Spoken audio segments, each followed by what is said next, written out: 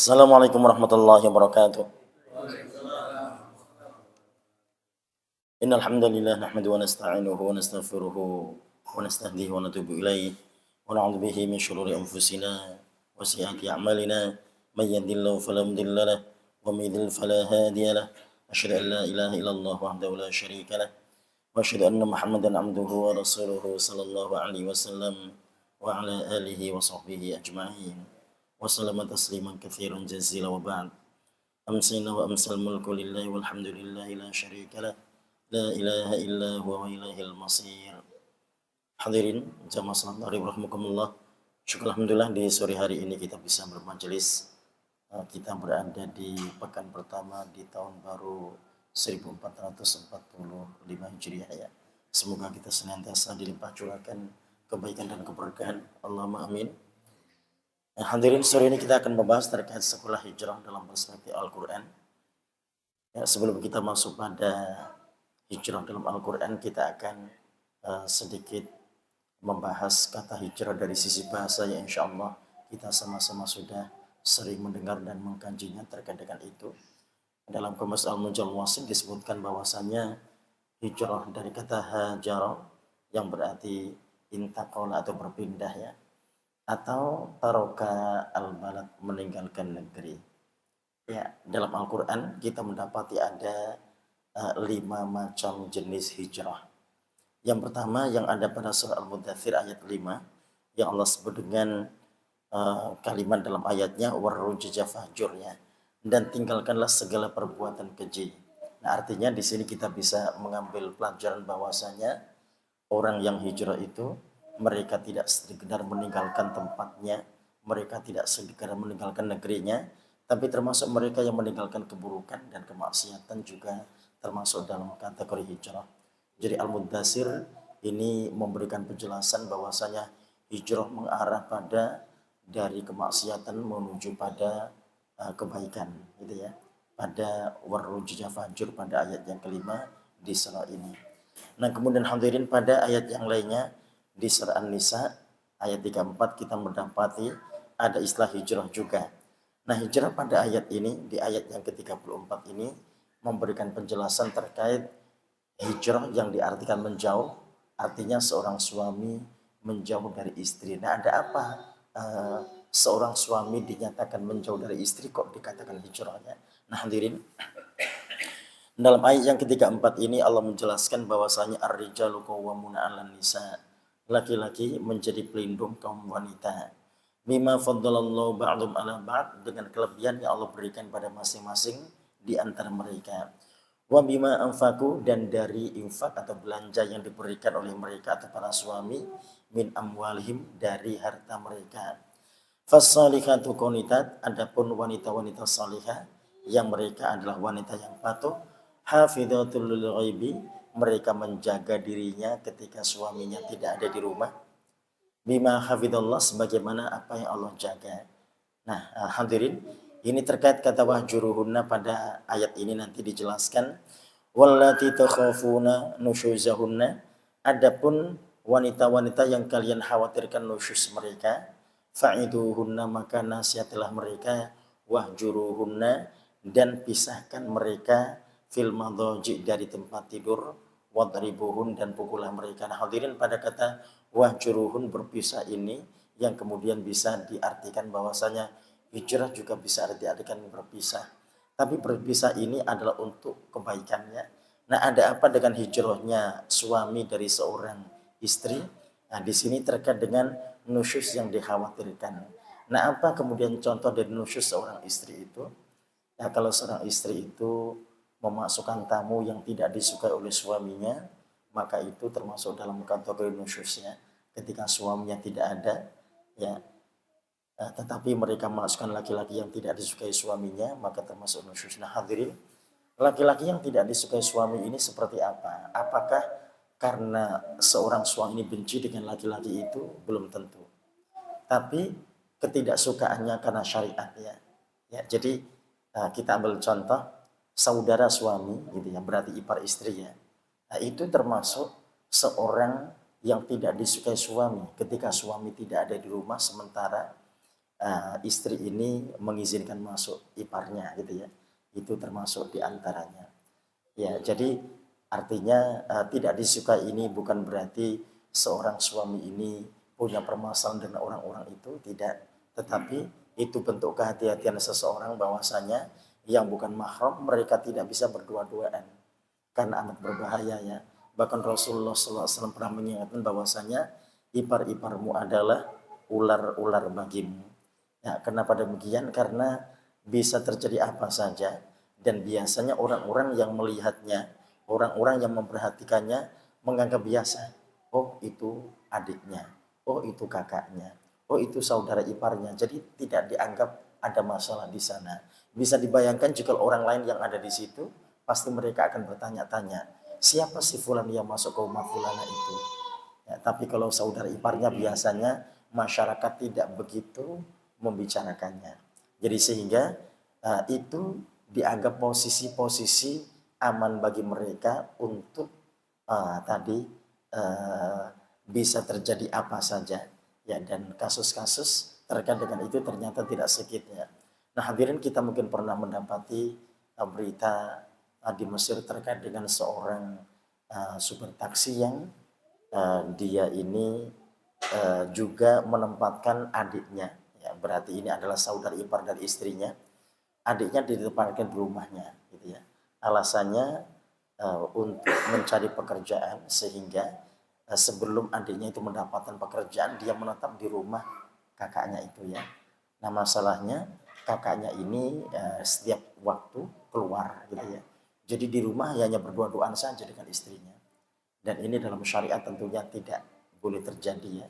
Jadi kalau ada kata wahjuru, ini berpisah, itu untuk melakukan perbaikan, itu tentu akan menjadi kebaikan bagi keluarga itu. Ya, nah, ya, sedikit cerita terkait dengan berita itu bahwasanya supir taksi ini tiba-tiba dari waktu ke waktu anaknya nambah terus gitu ya. Sampai dia punya 8 anak. Ya, dan adiknya belum juga dapat pekerjaan hingga yang bersangkutan punya 8 anak itu. Dan oleh suaminya ya tadi disuruh membantu untuk merawat anak-anaknya ya. Nah, suatu saat ada seorang perempuan sedang hamil, nampaknya dia akan melahirkannya, minta diantar ke rumah sakit. Ketika dibawa ke rumah sakit, ternyata supir taksi itu tidak bisa pulang. Jadi wanita itu mengklaim bahwasanya supir taksi ini adalah suaminya. Jadi sehingga dia yang mesti membayar persalinannya gitu ya. Nah, supir taksi ini bersumpah demi Allah bahwasanya dia bukan suaminya. Dia hanya supir taksi yang mengantarkan dia ke rumah sakit ya. Nah, karena memang tidak ada yang menanggung beban biaya persalinannya sehingga supir taksi ini tetap ditahan ya. Dan ternyata dokter punya cara yang di situ akan lebih dan bisa menguak apa yang terjadi sebetulnya ya. Ya, jadi kalau tes DNA pasti lama gitu ya. Nah, tapi dokternya kemudian minta sampel sperma dari supir taksi itu, dan ternyata dokter tiba-tiba mengatakan pada perempuan itu, "Kadzabti, kamu bohong. Dia tidak mungkin suamimu karena dia tidak mungkin punya anak. Dari sperma, kandungan spermanya, dia tidak mungkin punya anak." Nah, ketika mendengar itu supir taksi ini bingung.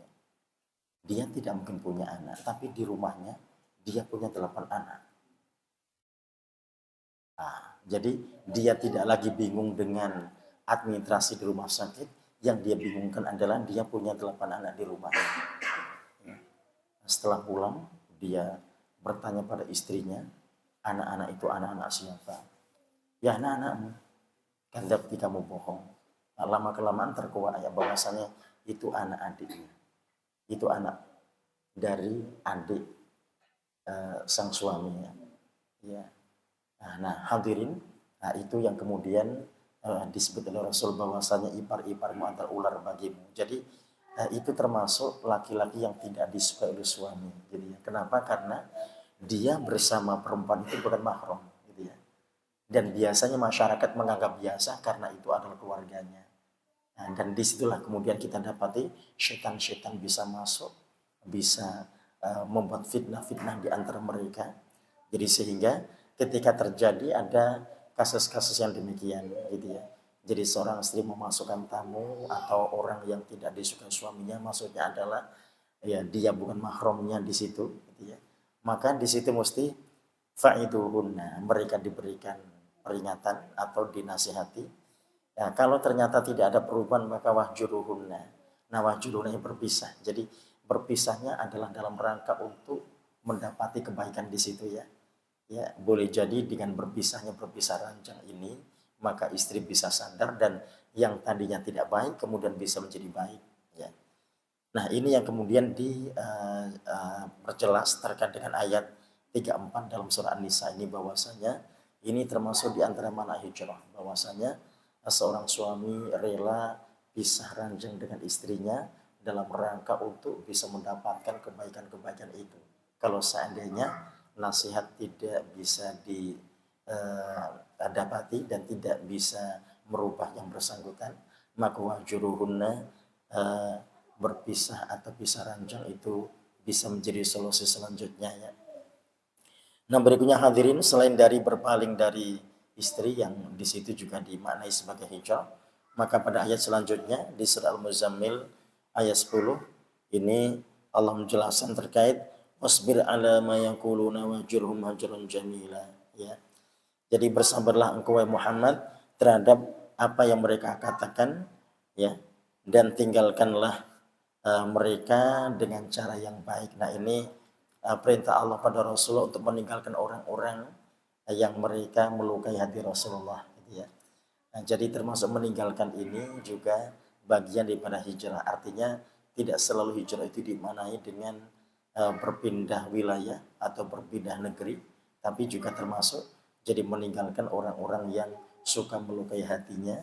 Ini juga termasuk bagian daripada hijrah itu sendiri. Nah, selanjutnya pada surah Al-Ankabut ayat 26 dijelaskan bahwasanya ketika seorang kembali pada Allah, yang berharap kembali pada Allah untuk mendapat hidayahnya dengan meninggalkan segala jenis kemaksiatan, ini adalah bagian daripada hijrah itu sendiri. Ya, jadi kalau di ayat 28 di surah Al-Ankabut ini menjelaskan terkait fa'amana lahu Lut. Jadi Nabi Lut mempercayai Nabi Ibrahim. Wa qala inni muhajirun ila rabbi, dan kata Nabi Ibrahim, sesungguhnya aku akan berhijrah untuk ya karena Tuhanku. Innahu wal azizul hakim, sesungguhnya dia benar-benar maha perkasa, maha bijaksana. Jadi hadirin, ini hijrahnya Nabi Ibrahim ya, yang kemudian waktu itu bertemu dengan Nabi Lut di Yordania. Jadi berangkat dari wilayah Mesopotamia ya, kemudian mampir ke Yordan dan bertemu dengan Nabi Lut. Ya, selanjutnya menuju ke wilayah Syam ya. Syam yang sekarang sudah menjadi 4 wilayah juga, termasuk Yordania, di antaranya ada Lebanon, ada Suriah, dan ada Palestina ya. Nah, di sini kita dapati bahwasanya Nabi Ibrahim juga muhajir ya, juga berhijrah ya, karena diusir sang ayah ketika ayahnya merasa tersinggung dengan apa yang dilakukan oleh Nabi Ibrahim ya, padahal ini dalam rangka untuk menyelamatkan kaumnya. Ya, jadi seorang ayah ketika mendapati putranya dibakar tidak gosong ya, tidak terkena apapun dari bagian api itu, mestinya berbangga gitu ya. Tapi yang terjadi tidak, malah mengusirnya. Nah, disitulah kemudian kita dapati Nabi Ibrahim juga melaksanakan hijrah. Ya, selanjutnya pada surah An-Nisa ayat 89 dijelaskan bahwasanya waddu law takfuruna kama kafaru fatakununa sawa. Jadi meninggalkan tempat atau meninggalkan keadaan ini juga bisa meninggalkan sifat gitu ya. Jadi kalau orang berada di tempat itu mereka cenderung bermaksiat, maka mereka wajib meninggalkannya, dan itu bisa dikatakan dengan hijrah ya. Atau orang-orang bekerja di tempat yang tempat itu diharamkan ya, maka dia berpindahnya, pindah tempat kerja adalah bagian daripada hijrah itu sendiri ya. Jadi sehingga hijrah ini tadi tidak hanya bermakna berpindah dari satu wilayah ke wilayah yang lainnya, tapi juga bisa terkait dengan kemaksiatan menuju pada ketaatan kepada kesolehan ya. Nah hadirin, ketika kita kembali pada hijrahnya Rasulullah SAW, dari Makkah ke Madinah yang terjadi pada tahun 622 Masehi ya.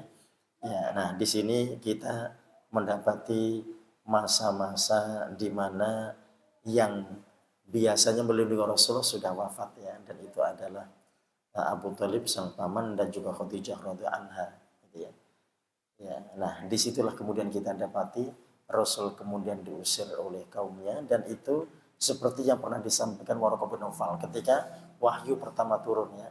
Di saat wahyu pertama turun, maka Rasul di saat merasa gemetaran itu diantar oleh sang istri, oleh Khadijah radhiyallahu anha, untuk menuju ke tempat sang paman yaitu Waraqah bin Nawfal, karena Waraqah ini seorang yang mengenal Taurat gitu ya.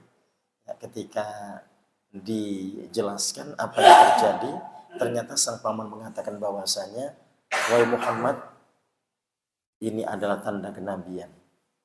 Nanti jika engkau diusir oleh kaummu dan aku masih hidup, aku adalah orang yang pertama akan membelamu. Nah di saat itu Rasul kaget ya. Wahai paman, mungkinkah aku akan diusir dari wilayahku ini? Oh iya. Semua Rasul itu kalau tidak diusir, ditangkap atau dibunuh.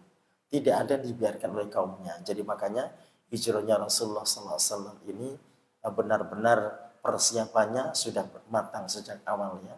Karena ketika wahyu pertama turun, di situ sudah ada tanda-tanda bagaimanakah nanti pertentangan dari umat itu.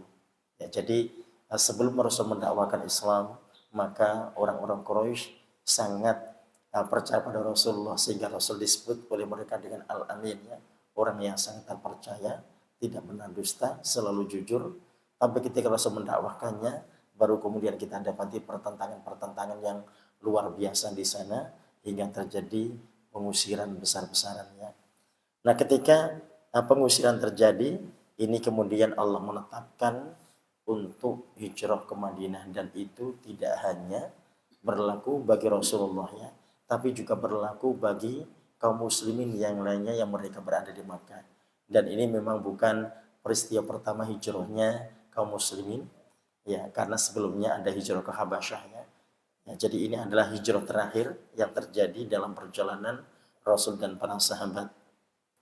Nah, kata Allah dalam surah Al-Anfal, innal ladzina amanu wa hajaru wa jahadu, sesungguhnya orang-orang yang beriman, yang berhijrah, yang berjihad, bi amwalim wa anfusihim, dengan harta dan jiwa mereka, fi sabilillah, di jalan Allah, walladzina awaw wa nasaru, dan juga orang-orang yang menolong masa kaum Ansor dan memberikan wa nasaru, dan mereka memberikan pertolongan. Ulaika ba'dhum awliya'u ba'd, mereka adalah saling melindungi.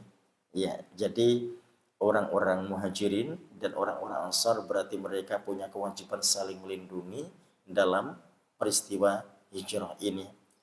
Walladzina amanu lam yuhajiru, sedangkan orang-orang yang tidak beriman dan tidak hijrah, malakum mi walayati min syai', maka kamu tidak punya kewajiban untuk melindungi mereka. Ya, jadi ada di antara kaum muslimin yang mereka ternyata tidak mau hijrah ya. Jadi mereka merasa berat terhadap aset-aset yang mereka miliki di Mekah. Ya, jadi mereka hidup di Mekah sudah sekian lama, mereka punya aset yang begitu banyak, tidak mungkin mereka tinggal begitu saja, karena ternyata hijrahnya mereka ini tidak bawa apa-apa. Jadi bahkan kalau mereka selamat saja dirinya sudah untungnya, karena bisa dibunuh oleh orang-orang kafir Quraisy dalam perjalanan atau di saat mereka keluar rumah menuju ke wilayah Madinah. Ya, nah disinilah kemudian kita dapati Rasulullah ketika hijrah dengan strategi ya. Rasul tidak langsung ke wilayah utara, tapi Rasul ke selatan dulu.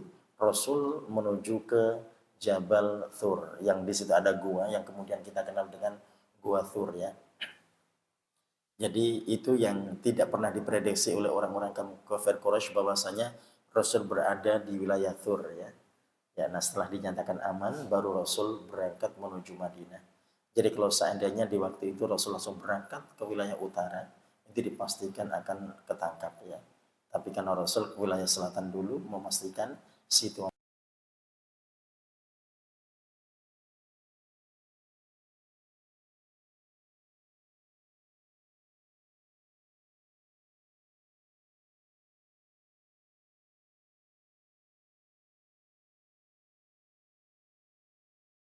Kummi walati min syai' hatta yuhajiru.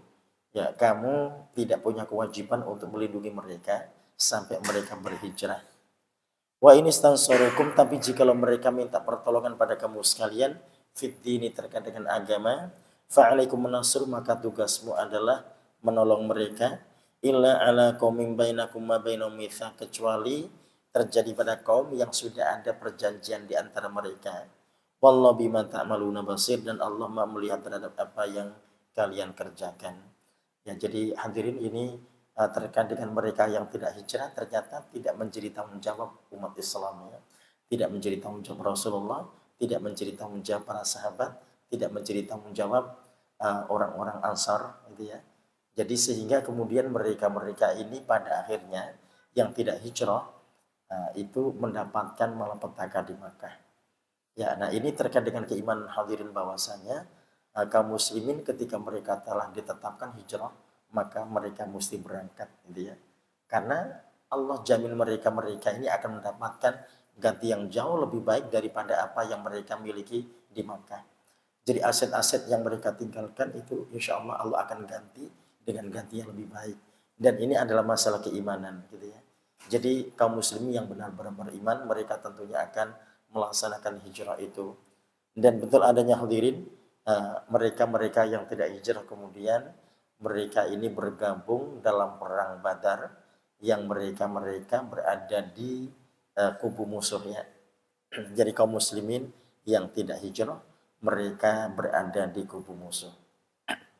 Nah, posisi yang demikian itu kita tidak bisa katakan bahwasanya oh mereka hanya di posisi saja, sebetulnya hati mereka tetap beriman, tidak. Jadi barisan itu ketika sudah berpihak maka sudah jelas sekali. Orang-orang Islam itu berpihak pada siapa? Apakah mereka berpihak pada orang-orang Islam atau mereka berpihak pada orang-orang kafir? Maka akan ketahuan di sana, ya. Jadi sehingga kemudian di saat peristiwa naas itu terjadi, mayoritas di antara mereka terbunuh di perang Badar, ya. Walladzina amanu ya, pada surah An-Nisa ayat yang ke 97, nah ini Allah menjelaskan innalladzina tawaffahumul malaikah, sesungguhnya orang-orang yang diwafatkan oleh malaikat di saat itu adalah dzalimi anfusihim, orang-orang yang sedang mendolimi mereka, diri mereka sendiri, ya. Nah, sehingga malaikat bertanya, qalu fima kuntum, ada apa dengan kalian? Nah hadirin, kenapa kemudian kita mendapat pertanyaan seperti ini? Ya, jadi karena mereka dulunya bersama Rasulullah, mereka berjuang bersama Rasul dan para sahabat yang lainnya, tapi di perang Badar ternyata mereka ada di pihak musuh. Ya, nah, nanti kita mendapati dialog mereka dengan malaikat ketika malaikat maut sudah mencabut nyawa mereka. Ya, ternyata jawaban mereka, qalu kunna mustadafina fil ardh. Mereka menjawab, kami tertindas di muka bumi ini. Kami ditindas oleh orang-orang kafir Quraisy, harta kami dirampas oleh mereka. Nah hadirin, jadi mereka mengakui itu bahwa harta mereka dirampas, mereka tertindas. Apakah itu dianggap darurat yang kemudian mereka akan dimaafkan? Ternyata malaikat punya jawaban. Qalu, malaikat berkata, alam takun ardullahi wasi'atan fatuhajiru fiha, bukankah bumi Allah itu luas, kalian bisa hijrah ke bumi Allah itu, maksudnya ke Madinah.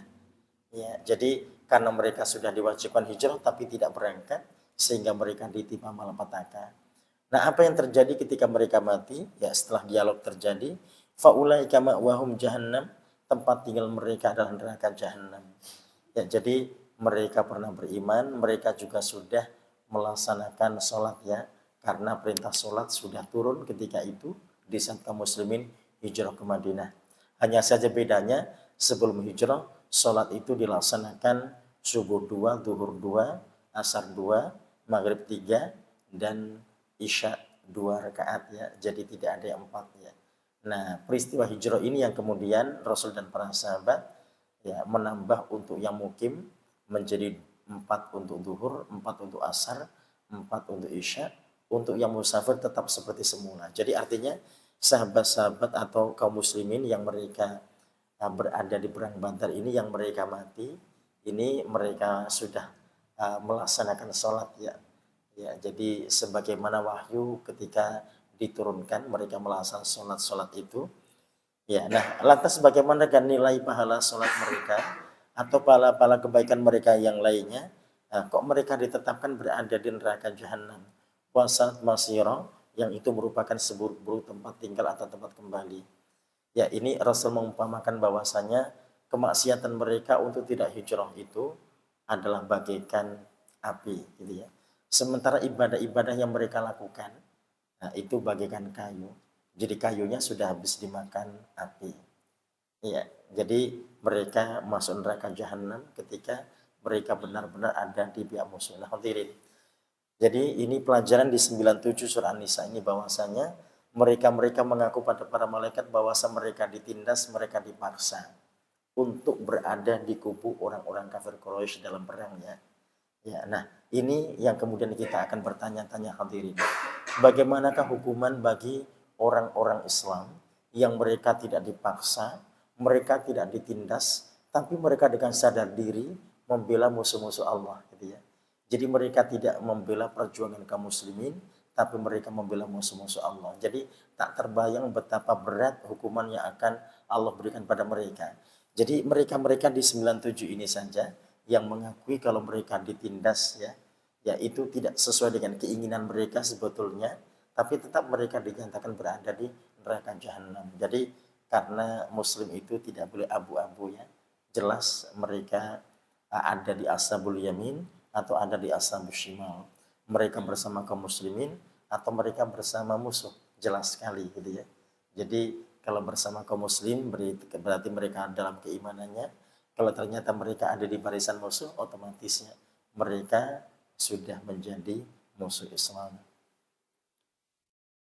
Nah, hadirin, terkait kemudian dengan janji yang telah Allah janjikan pada kaum muslimin sebelum mereka hijrah, bahwasanya Allah telah menjanjikan pada surah An-Nisa ini ayat yang ke-100, wa may yuhajir fi sabilillah, barang siapa yang berhijrah di jalan Allah, yajid fil ardi muraman katsira wasa'ah, mereka pasti mendapatkan ganti yang lebih baik dan juga bumi yang luas. Jadi Allah ganti dengan ganti yang lebih baik dan lebih banyak, gitu ya.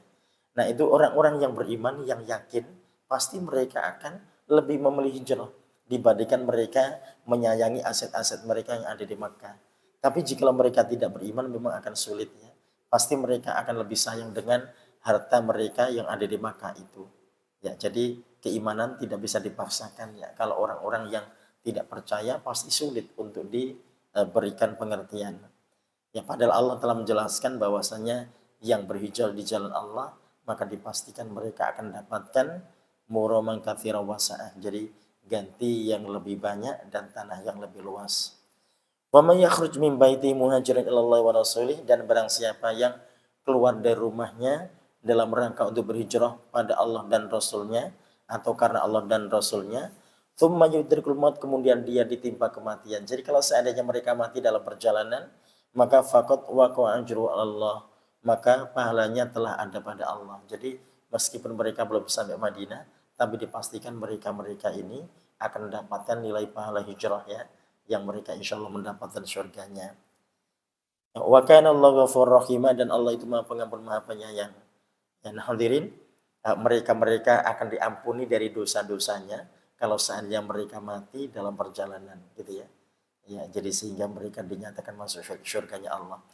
Nah, hadirin, ayat 100 ini hampir seluruh ahli tafsir itu menceritakan terkait dengan seorang yang telah membunuh 100 orang, gitu ya. Ya, insya Allah kita sudah sering kali mengkajinya, dan yang bersangkutan bisa masuk surga, ya, padahal sudah bermaksiat dengan maksiat yang luar biasa yang membunuh hingga 100 orang.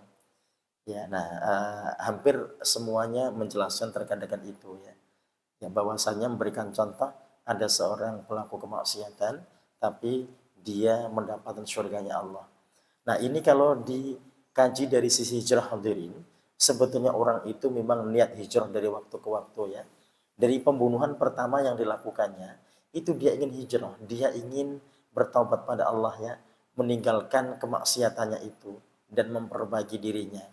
Nah, tapi karena dia tidak tahu caranya hijrah bagaimana atau caranya bertaubat bagaimana, sehingga dia bertanya pada seorang alim. Ketika alim itu ditanya, ternyata jawabannya, tidak mungkin dosamu diampunkan Allah. Karena membunuh satu orang itu dosanya seperti membunuh seluruh umat manusia. Nah, itu yang menjadikan dia batal untuk berhijrah gitu ya. Dia batal untuk uh, bertaubat pada Allah, sehingga dia melakukan yang kedua, ketiga sampai yang ke-99. Ya. Nah, setiap kali dia membunuh, dia selalu ingin hijrah. Ya, jadi ada keinginan hijrah, tapi alim yang ditanya itu seperti yang pertama. Semua memberikan jawaban yang sama. Nah, yang berbeda adalah alim yang terakhir yang ditanya. Ya. Alim terakhir itu ketika ditanya, seorang itu jikalau nyawa belum dicabut dan matahari belum terbit dari barat, maka tobatnya insya Allah akan diterima oleh Allah. Jikalau dia mohon ampun padanya, berjanji tidak mengulangi dan menyesal, maka insya Allah akan diampunkan oleh Allah. Nah, itu yang memotivasi orang ini untuk benar-benar hijrah gitu ya, merubah dirinya, dan dia tentunya untuk memperbaiki diri, tentunya dia harus mendalami dinnya ya, mendalami agamanya ya, sehingga dia beranjak menuju pada sebuah majelis. Belum sampai ke majelis itu, ternyata dia sudah meninggal ya. Jadi sehingga dia tetap dinyatakan berada di surganya Allah. Karena dia sudah niat hijrah meskipun belum kesampaian gitu ya. Tapi niatnya sudah dicatat sebagai sebuah kebaikan dan dia dianggap sebagai seorang yang mendapatkan husnul khatimah. Nah, hadirin, jadi orang ini ingin hijrah dan ternyata keinginannya Allah kabulkan gitu ya. Ya, nah, kita yang berkeinginan, kita yang berniat baik untuk hijrah gitu ya. Tentunya Allah akan mengamini seperti apa yang pernah Allah berikan pada orang yang ada di ayat 100 di surah An-Nisa ini ya. Jadi kemaksiatannya begitu besar, tapi ternyata Allah bisa berikan ampunan karena yang bersangkutan niat untuk hijrah. Ya. Nah, bagaimanakah dengan orang yang ahli ibadah yang ternyata tidak juga ingin hijrah? Ya, jadi kesalahan yang dilakukan menjadikannya dia tidak pernah ada keinginan untuk hijrah sama sekali ya. Karena merasa tidak berdosa, dia merasa tidak bersalah. Ya. Nah, ini yang Allah catat, Allah rekam itu pada surah Al-Hasyr ayat 16 terkait dengan seorang ahli ibadah yang orang ini tidak pernah ada niat untuk berhijrah gitu ya. Dari kemaksiatannya menuju kebaikan. Nah, hadirin, apakah mungkin ada orang yang ahli ibadah kok dia bermaksiat? Nah, ternyata di ayat 16 Al-Hasyr ini Allah memberikan contoh ya. Ya, kata Allah, kamatsali syaitan, sebagaimana perumpamaan syaitan. Idz qala al-insanu kfur, ketika dia berkata pada manusia, ukfur, ingkarlah kamu. Falamma kafaru, ketika manusia itu telah ingkar, qala inni bari'um min, syaitan itu berkata, sesungguhnya aku berlepas diri darimu. Inni akhafullah rabbul alamin, sesungguhnya aku takut pada Allah Tuhan semesta alam. Nah, ini dalam Musnad Imam Ahmad, itu Ali bin Abi Thalib memberikan penjelasan panjang terkait ayat 16 ini, bahwasanya syaitan yang dimaksud adalah jin gitu ya. Kemudian insan, manusia yang dimaksud adalah seorang rahib. Jadi kalau seorang rahib ini terkenal dengan orang yang ahli ibadah. Sampai Rasul pernah memberikan perumpamaan pada para sahabat bahwasanya para sahabat itu kalau siang hari mereka bagaikan singa, kalau malam mereka bagikan rahib-rahibnya, karena biasanya rahib-rahib itu luar biasa dalam aktivitas ibadah mereka. Nah, ini ada seorang rahib dan seorang jin yang berteman gitu ya. Jin ini sebagai muridnya, rahib sebagai gurunya. Alasan rahib adalah ingin mengajarkan kebaikan pada jin itu. Nah, hadirin, manusia tidak punya kewajiban ya mendakwai jin gitu ya. Jin nanti akan didakwai oleh jin-jin beriman yang lainnya gitu ya. Jadi manusia ya dengan manusia, jin dengan jin, manusia tidak boleh berinteraksi dengan bangsa jin ya. Jadi kalau alasan mengajari tetap tidak bisa, silakan nanti dikembalikan pada bangsa jin itu sendiri. Kenapa begitu hadirin? Karena manusia yang beriman mereka tidak mungkin akan melanggar gitu ya. Jin yang beriman juga tidak mungkin akan melanggar. Jadi kalau ada jin yang menawarkan diri menjadi muridnya, berarti menunjukkan dia jin yang fasik gitu ya, yang disebut dengan syaitan. Kalau ada manusia yang mau, nah berarti dia juga akan sama. Ya, karena syaitan itu tidak hanya dari bahasa jin, tapi juga minal jinnati wan nas, dari bahasa jin dan juga dari bangsa manusia. Nah, ini niat buruk jin itu sejak awal itu sudah berniat untuk menghancurkan reputasi rahib gitu ya. Jadi sang guru ini ingin dijatuhkan selalu, gitu ya. Ya, dari waktu ke waktu ingin menjatuhkannya, tapi tidak pernah punya cara yang pas untuk menjatuhkan.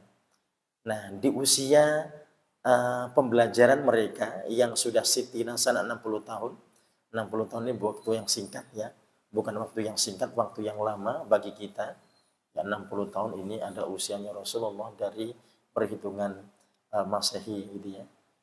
Nah, hadirin, kemudian eh, jin ini mendapati ada cara yang nampaknya cocok untuk bisa menghancurkan rahib ini gitu ya.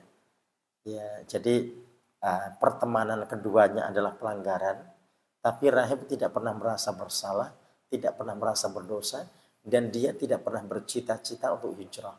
Ya. Pada akhirnya ternyata dia terjerembab ke dalam tipu daya muridnya atau jin itu ya hadirinnya.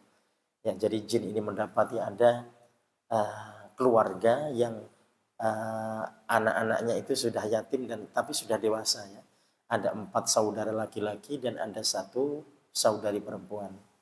Nah, saudari perempuannya yang paling kecil, nah di benak jin, kalau perempuan ini diganggu, itu dipastikan saudara-saudara akan membelanya, gitu ya. Jadi sehingga gadis ini dibuat kesurupan oleh jin. Ya. Ternyata benar rencananya, saudara-saudaranya ternyata mencarikan ruqyah di wilayahnya, gitu ya. Dan masyarakat merekomendasikan ya rahib itu sebagai seorang yang soleh yang dikenal di masyarakatnya. Jadi sehingga dibawa ke rahib untuk diruqyah. Nah, jadi jin yang merasuki jasad gadis tadi adalah jin muridnya itu ya. Iya. Nah, ketika diruqyah selesai sudah diajak pulang oleh saudara-saudaranya. Di waktu selanjutnya, di waktu berikutnya ternyata gadis itu datang sendiri.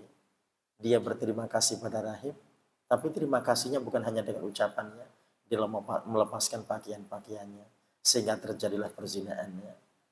Nah, di waktu berikutnya sampai diketahui gadis ini hamil. Ketika diketahui hamil maka dibunuh gadis itu oleh rahib tadi ya. Dikuburkan di suatu tempat, na'udzubillah. Ya, kemudian jin ini hadir di mimpi 4 saudara itu dengan mimpi yang sama. Tapi mereka tidak saling cerita karena mereka tahu bahwasanya mimpi itu tidak mungkin diceritakan ya. Tapi ada di antara satu saudara yang histeris karena sangat eh, apa khawatir dari mimpi yang dia impikan itu. Nah, karena histeris sehingga yang lainnya bertanya mimpi apa, dan ternyata mimpi mereka sama. Jadi mereka bermimpi adiknya dizinai oleh rahib, dibunuh dan dikubur di suatu tempat. Mereka kemudian mendatangi tempat yang dimaksudnya. Ternyata benar adiknya terkubur di situ. Jadi mereka kemudian berniat mendatangi rahib untuk menuntut balas. Nah, dalam perjalanan mereka menuju tempat rahib, jin sudah datang duluan pada rahibnya dan menceritakan semua yang telah dilakukannya. Bahwasanya gadis kesurupan karena dirinya dan hanya pura-pura sembuh saja ya. Jadi ketika rahib berzina, ya jinnya tahu gitu ya.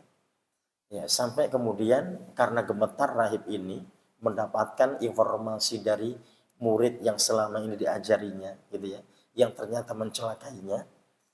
Nah, karena gemetar mendengar informasi itu sehingga kemudian jin memanfaatkan momen itu ya. Nah, apa yang dilakukan? Dia mengatakan ukfur ingkarlah kamu. Nah, kata-kata ukfur ingkarlah kamu itu diimplementasikan dengan dia mengatakan jikalau engkau ingin agar saudara-saudaranya itu tidak menuntut balas padamu, maka aku akan beritahukan tipsnya. Tapi syaratnya sujud sekali saja padaku. Nanti engkau bisa bertobat setelah itu. Jadi berarti syaitan merayu untuk sujud padanya gitu ya. Nah, ternyata falamma kafaro, rahib itu ternyata bersujud. Ketika dia bersujud, apa yang terjadi? Qala inni bari umming. Ternyata syaitan mengatakan, sekarang aku berlepas diri darimu. Inni akhafullah rabbal alamin.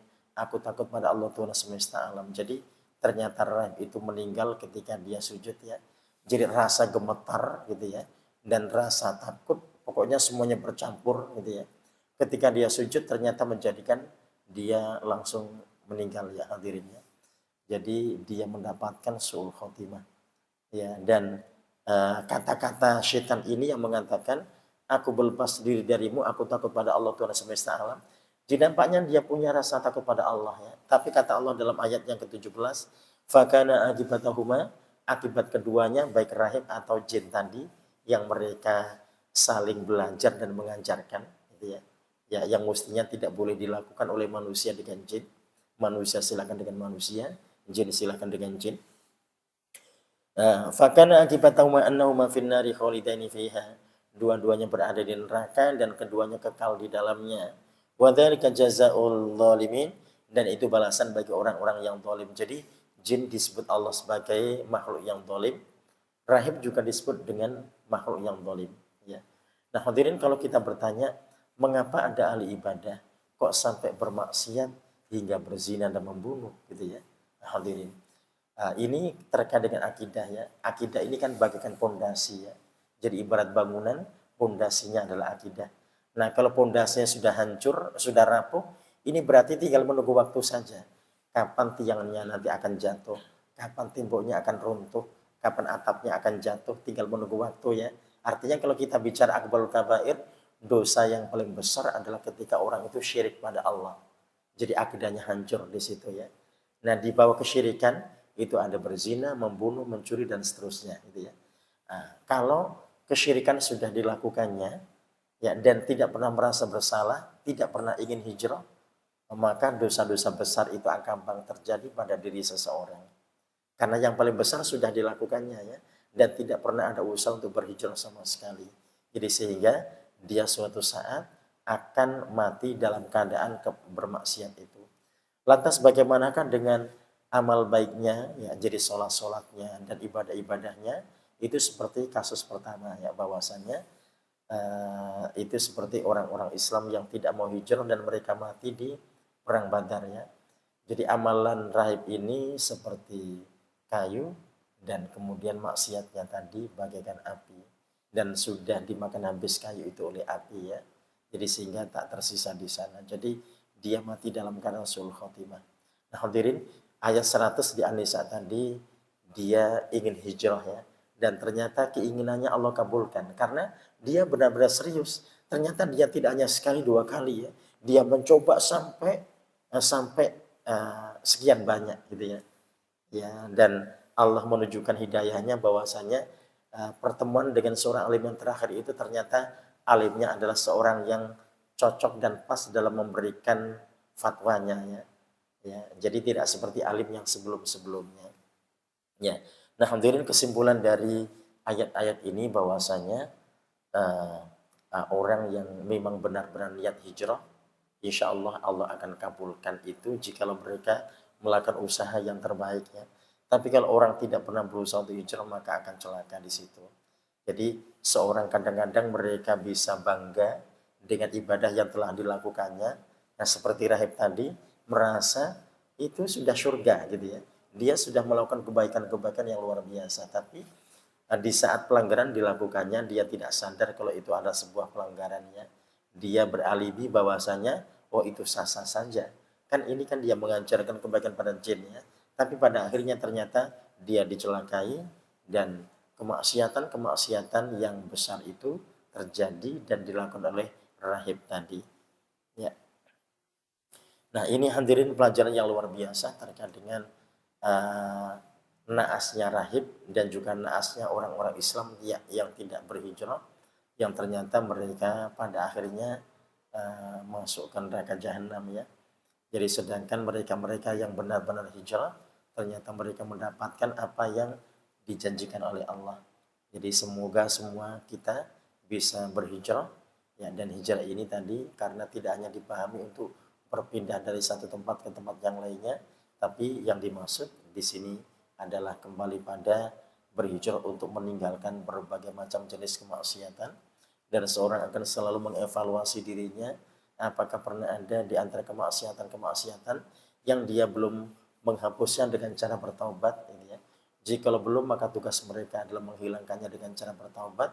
Semoga Allah menerima taubatnya, menerima hijrahnya seperti yang pernah Allah berikan pada seorang yang ada di ayat 100 surah An-Nisa itu ya. Yaitu insyaallah hadir rahmakumullah terkait dengan hijrah dalam perspektif Al-Quran yang Semoga kita bisa mengambil banyak manfaat dari ayat-ayat ini, dan barangkali ada yang ingin interaktif seputar topik, dipersilakan. Ada yang mau dikonfirmasi? Ya, silakan.